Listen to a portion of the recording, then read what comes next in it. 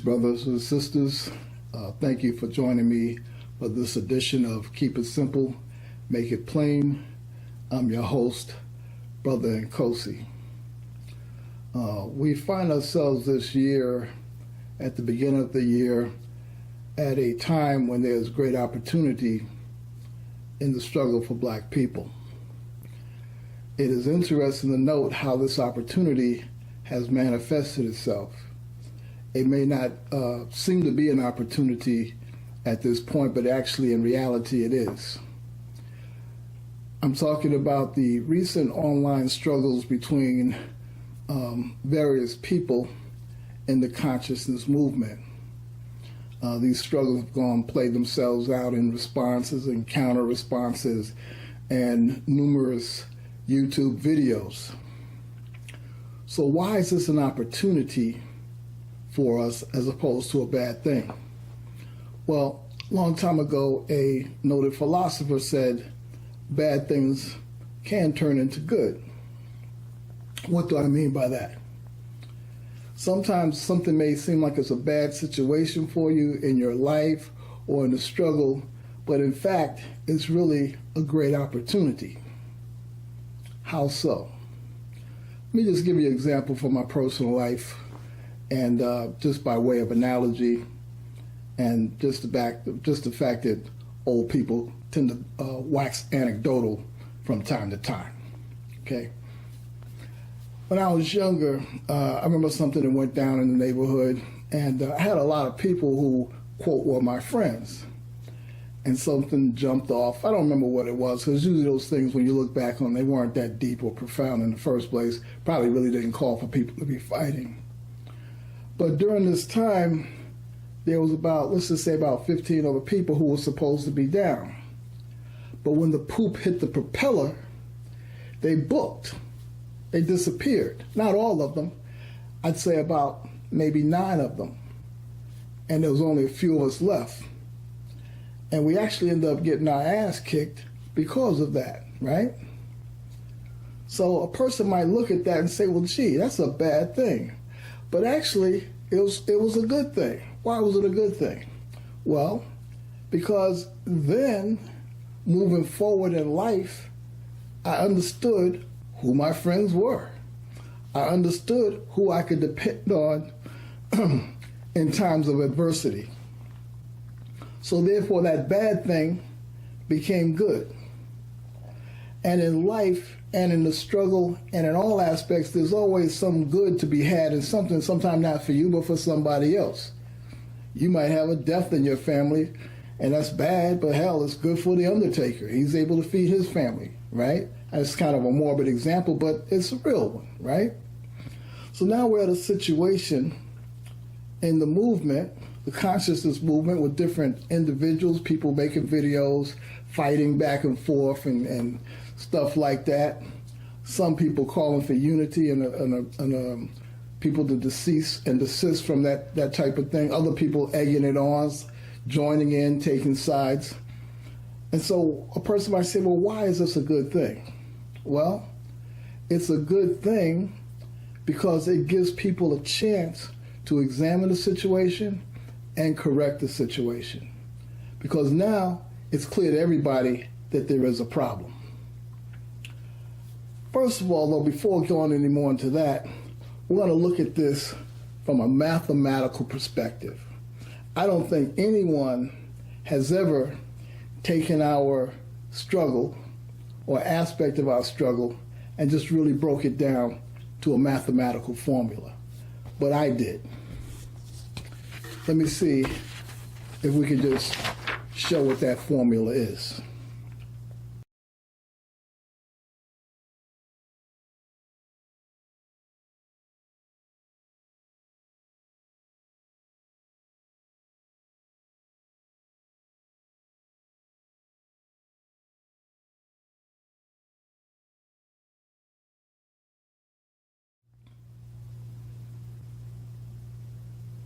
Okay, so you see, so what do I mean by that formula? Black people divided by ignorance times technology minus principles equals screwed to the 10th power. You know, this is not the first time online, and not the first time in the struggle of black people that there's been dissension. You know, if you look back at the 60s and stuff, you see dissension between the Nation of Islam and Malcolm X. You see dissension between the East Coast Panthers and the West Coast Panthers. You see dissension between the US organization and the Black Panther Party. You see dissension between the Black Panther parties and the P. Blackstone Nation in Chicago. Often, a lot of that stuff was fermented, and 99% of the time it was fermented by outside forces. But that's not to say that other people did not contribute to that phenomena. Kind of like a little small fire. You take a little small fire, you just light it and let it go, and then, you know, you just let the winds flame it, and next thing you know, you got a big house fire, right? Okay. So we understand that, and everybody understands, oh yeah, we know about agents and stuff and provocateurs. But here's the thing, why I use that formula of black people divided by ignorance times technology minus principles equals screwed to the 10th power. A lot of those same struggles that I just mentioned took months to ferment, right? Took months, maybe even years sometimes, to actually come to fruition and cause the desired effect of destruction. Now, with technology, with the division of ignorance, man, we can have 20 and 30 beefs going on simultaneously and back and forth and counter back and forth like nobody's business. You understand? So that's why I put forward that equation. I saw there was a brother online the other day, he put forward a thing about how to identify an agent online. I ain't say nothing because I wasn't, you know, it was his page. I just didn't say nothing. But here's the reality. You cannot identify an agent online. You cannot. It's impossible. Unless they say, hey, excuse me, I'm an agent provocateur, you know. So unless they say that, then, you know, you just can't do it. Why is that? Well, the climate and the way that people talk to each other, it's just naturally disruptive. It's just naturally unprincipled. It's just naturally abrasive. And so it's the same thing that you might expect. The things that people are trained to do, people are doing them now automatically by themselves. They don't have to be an agent to do it. It's not unusual for somebody to call this person a coon and that person a coon and say all kinds of nasty things. I'll be honest with you. I have had more principled, straightforward conversations online on occasion with racist crackers than I've seen people saying to each other. You know what I'm saying? Brothers, I'm talking about brothers talking to sisters, brothers talking to other brothers, sisters talking to sisters, calling people bed wenches and headmistress and I don't know, just making up. I can't even remember half the names. I'm just, you know what I'm saying? And now don't get me wrong. There's people that, you know, black people might really be entitled to call names. There's this black guy that walks around with a big cowboy hat. I think you know who I'm talking about, don't you? There's this guy, his last name is Elder. You understand? You've seen him before, you know what I'm talking about. There's this other guy, and his name is Paris, right? I mean, I think that my point is, if in fact you do have to call somebody a name, I mean, why don't you call somebody names who has shown themselves to really not care about black people, maybe even have shown their disdain for black people, very clearly, unambiguously, and if you gotta call some names, why not call those people names? Don't call people names just because you disagree with them politically, or you because you're Mr. Left and you feel that they're to the right of your position, guess what? You're to the right of somebody else's position. Understand that the struggle can't always be about emotion. There's some science to this, brothers and sisters. There is some science to this. And part of that science talks about the laws of uneven development. When you look at black people as a nation of people and understand that you have different people up inside that nation with different perspectives that share certain commonalities, but also share certain divisions, certain ways of looking at things. Okay? And I'm going to try not to be too anecdotal here, but I told you it's that whole old guy thing. But there was a situation a long time ago when I first came into the movement. I was brand new, right? And my organization was doing a conference at a college, right? So we at the college, and something had happened. We're sitting in the van, and we're looking out waiting to move, and we see some of our people trying to lift up a gate, you know, like the gate that comes down on the garage or something that, you know, goes up, comes down like that, right? And we see somebody trying to lift it up, and the security guard just kind of like standing there. And so we don't know what's happening, but somebody supplies the soundtrack for us in the car. They say, yeah, man, they've been screwing with us all day. Now, I'm new to this, quote, struggle thing. But coming from New York, I'm kind of old school. All I know is some people messing with my people, and that's a problem. So me and my girlfriend, who we share a common view on this type of thing, she's from Brooklyn, I'm from Manhattan, I'm from Harlem, she's from Bed-Stuy, pretty much share a common view on this. So we go over there. And being that we're from New York is a very agitated people. So we're like, so what's up, what's up, what's up, what's up? And New Yorkers, when a New Yorker asks you what's up, you actually really want the answer before you even finish the question. Okay, you like, what's up, what's up, what's up?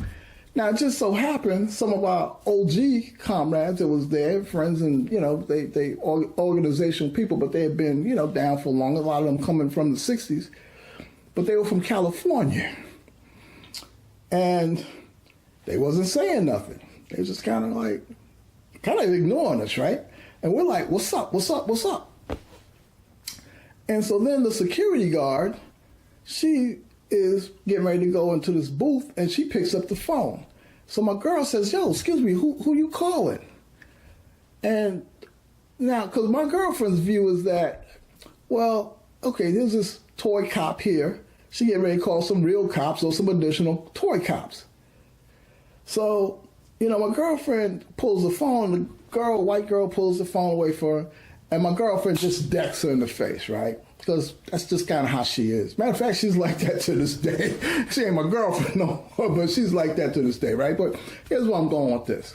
Now, everybody's talking. Actually, nobody was really holding the gate down or stopping people from leaving. It was actually just a technical difficulty. And she was actually just calling for somebody to come and open the gate. Okay, so what just happened there, though? Well, there was a lack of communication. And that lack of communication really had to do with uneven development, right? Uneven, here we are down here, they up there, but also regional thing. Because California people, I learned later, they're just a little bit more laid back. You know, I realized that once I actually visited out to California. People are just a little bit more laid back. And New Yorkers are just like, you know, hyper, right?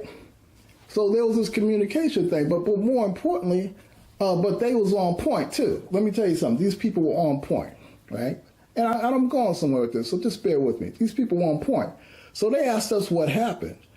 We told them later on about the guy in the van. He said that, you know, people was messing with us all this time, and, you know, we responded. They was like, okay. Then they started asking other people around about this person. It just turns out that he had been all through the conference kind of spreading dissension and kind of saying stuff. And then when people went to go approach him, once they did the investigation, homeboy was ghost. Okay, so most likely, it seems, at least in retrospect, most likely he was an agent provocateur. And he played on us because we was brand new, okay? But the point is that I'm trying to make here, you're going to have people who are always going to be able to push buttons and know what to say. But the thing is, nowadays, it happens 1,000 times faster than it used to. Okay? We're being screwed at the speed of light, damn near. Okay?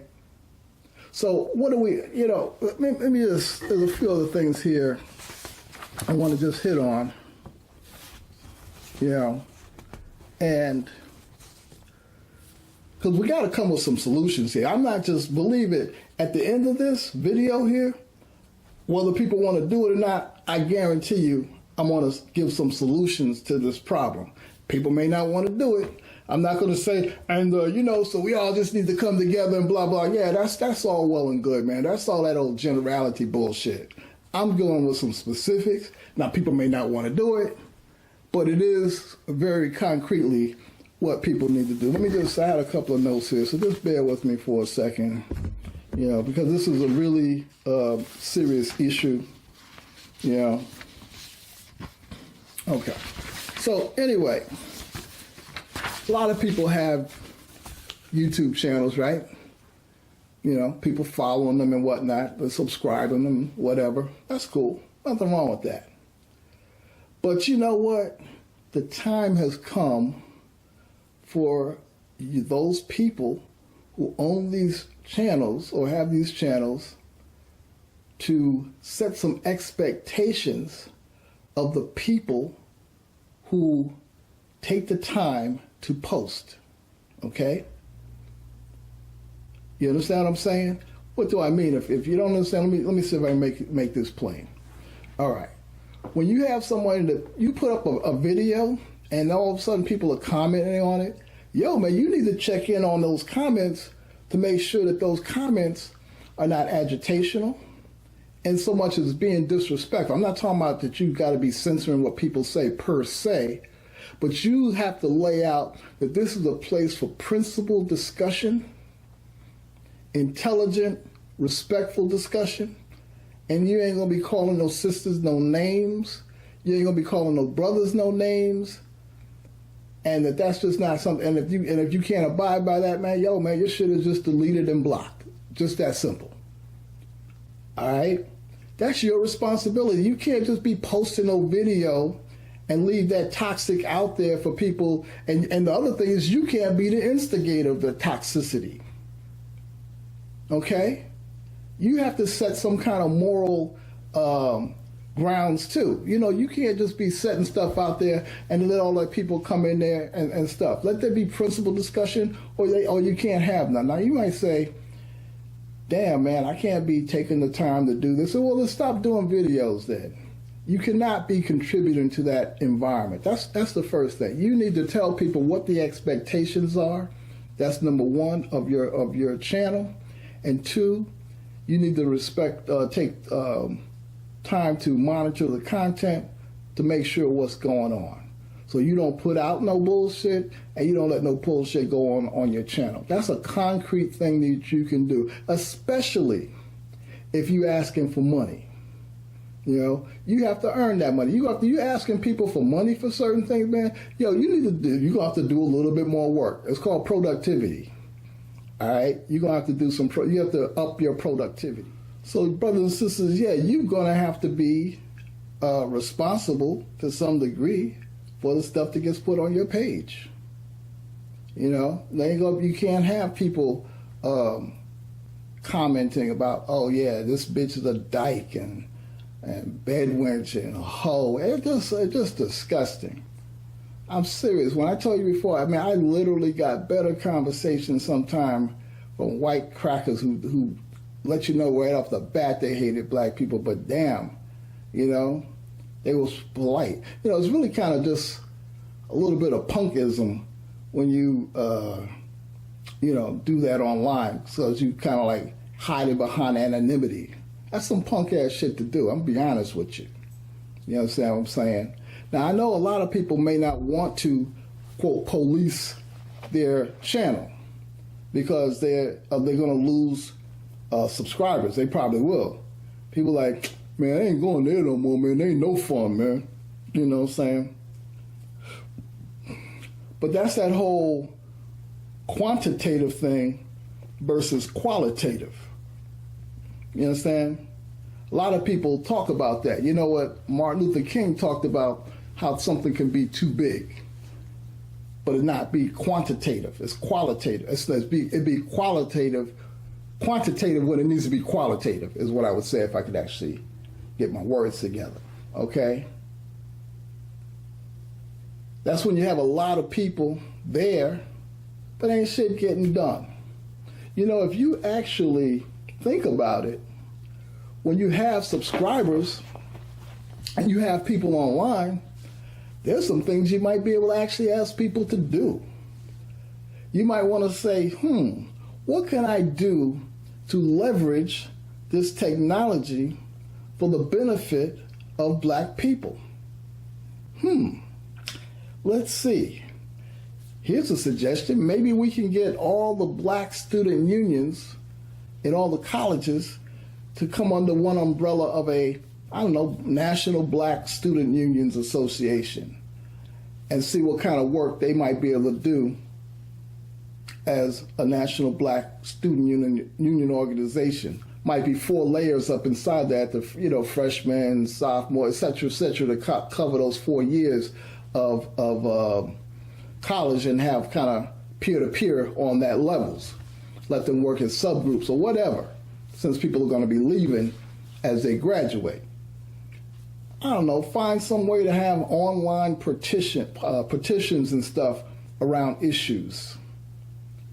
Use this technology to organize as opposed to just posting bullshit at the speed of light. I was saw there was a page I was on the other day. One of the people in the quote consciousness movement. This person has some views around homosexuality, and that's fine. People entitled to their views. But this brother said, let me just give you the gist of it. The gist of it was that he wants to be involved, I guess, and he liked some of what this brother was saying, but it seemed like it was difficult for him to be a part of this because the brother was a quote against him as to what he was, right? So I seen that he made an intelligent post, so I responded to him, right? And I understood his quote frustration in the situation. I had to point out to him though that there was this phenomena of gay black men who went to the gay liberation movement or whatever and found that it was racist, just racist gay men as opposed to just racist heterosexuals, and then tried to come back home to the black community and then try to instill certain planks up inside different liberation struggles that black people just wasn't feeling, and that was a contention in different areas. So I raised that to him, but it was a principled discussion. I'm saying, okay, this is kind of how some people feel. This is kind of why they feel it. I said, however, I think that what you're doing is good. You're raising your concern and your struggle in a principled manner, and you should continue to do so. Right? That's what I said to him. Some other brother comes along and he says, "Fuck you, fag. He says, where you at? Where you live, fag, or where and fuck you," or something, some old drive-by bullshit. Now, to me, I don't really understand that. Okay, you got a little homophobic thing, you don't like homosexual. Okay, I get that. I understand that. But is that your thing that you want to do with the technology that you have at your fingertips? When you say, man, this is what I have here. I got this technology at my fingertips. What I want to do with it? I mean, do I want to learn a language, or do I want to take some kind of course online, or what do I want to do? I want to say, fuck you, fag, and why you living? What is that? Well, it's black people divided by ignorance times technology minus principles being screwed to the power of 10. There's so much that we can do with this technology, and it's funny, I am so new to, quote, social media and so old to technology. I've been working in technology for years, but it's kind of like a job for me. It's not like something I'm just out there, hell, I got to ask my daughter. I've been working in IT for probably over 25 years, and I got to be asking my daughter questions about my phone. You know what I'm saying? And I see her do the little finger. She be, hey man, I ain't with all that. I can't even see all that little. I need a big keyboard. You know what I'm saying?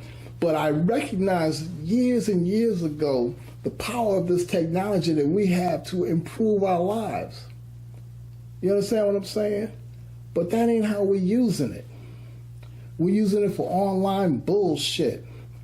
Silly little memes that we send all the time. I mean, don't get me wrong. I like to have fun too. Quiet as it's kept.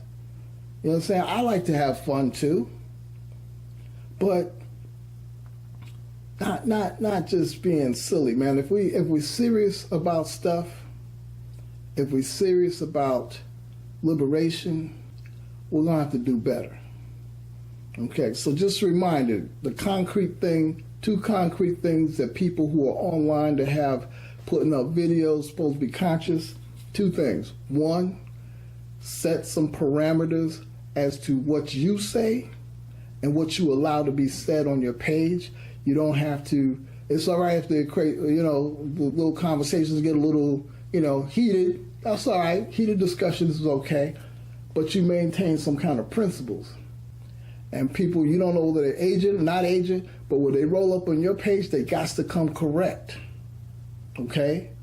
And if they can't come correct, yo, man, it's your responsibility to monitor that so bullshit don't be emanating from your domain. You feel that? Okay, that's not too complicated, is it? Yes, there's some work involved. Yes, you have to take some time to do that. But it ain't really that hard in the scheme of things. The second thing you need to do once you clear out the nonsense is start really thinking, this is extra credit here. Start thinking about things that you can do concretely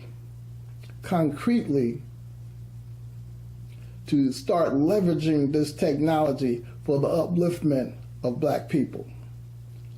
I mean, if you ask yourself, if you're watching this video, do I use this technology to its fullest potential? Am I using it? Or am I just, texting people and bullshit? Okay? Is that what I'm doing? Last but not, let's do things here. Okay, so let's get this. Or am I just texting bullshit, right? So you have to decide what you want to do with the technology. Make it a point to cut down on the coon word 85%. And when you use it for those people who have showed themselves to be the enemies of black people. Clearly, no question. Guy Thomas with the black robe, you know him, right? He ain't forced, right? You want to call somebody a coon, and he used to it, so don't worry about it. If you want to not to even have to spend too much time on it, but he used to it. He ain't mad at you. Elder, he ain't mad at you. He know who he is. One of the things you have to realize, the left is crowded. When you're on the right, like them people, and them, and even though the Tom market is somewhat shrinking, that those people like that, man, they kind of got that all to themselves, man. It's easy to be a disenfranchised brother or sister on the so-called left, or just in general, because you see reality. They try to redefine reality to the at the behest of white folk and to get in good with them, but it does pay if that's it does pay. But anyway, I don't even bother with them too much. I try not to bother with them too much. So anyway, I'm going to leave you with those words. Hopefully, I was able to keep that simple. Hopefully, I was able to make that plain. Peace.